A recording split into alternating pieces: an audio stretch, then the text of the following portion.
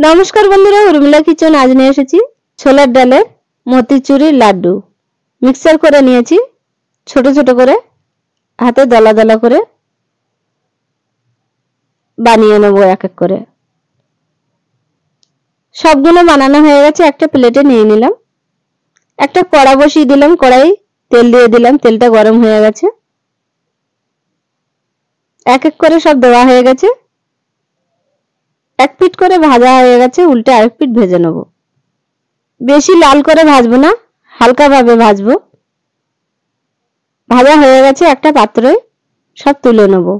সব তোলা হয়ে গেছে ঠান্ডা হয়ে গেছে এইভাবে আস্তে আস্তে করে ছোট ছোট করে ভেঙে নিতে হবে ঝুরো ঝুরো করে সবগুলো ভেঙে নিয়েছি আবার মিক্সচারে দিয়ে দিলাম দিয়ে ভালো করে গুঁড়ো করে নিয়েছি এক চামচ ঘি দিয়ে দিলাম এক বাটি চিনি দিলাম দিয়ে হালকা আঁচে চিনিটা ভেজে নিলাম পরিমাণ মতন জল দিয়ে দিলাম জল দিয়ে ভালো করে শিরাটা বানিয়ে নেব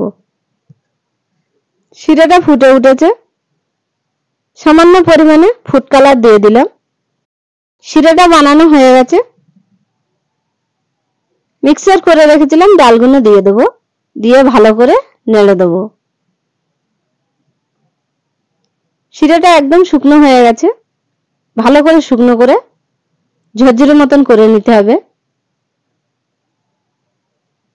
ডালটা ঝরঝরে মতন হয়ে গেছে একটা প্লেটে নামিয়ে নিলাম ঠান্ডা হয়ে গেছে দুই হাতের সাহায্যে গোল গোল করে বানিয়ে নেব একটা লাড্ডু বানানো হয়ে গেছে এইভাবে সবগুলো বানিয়ে নেব একটা বাদাম দিয়ে দিয়েছি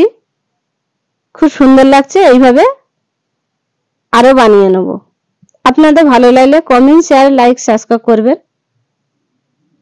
মতিচুরের লাড্ডু বানানো হয়ে গেছে আপনারা ভালো থাকবেন সুস্থ থাকবেন।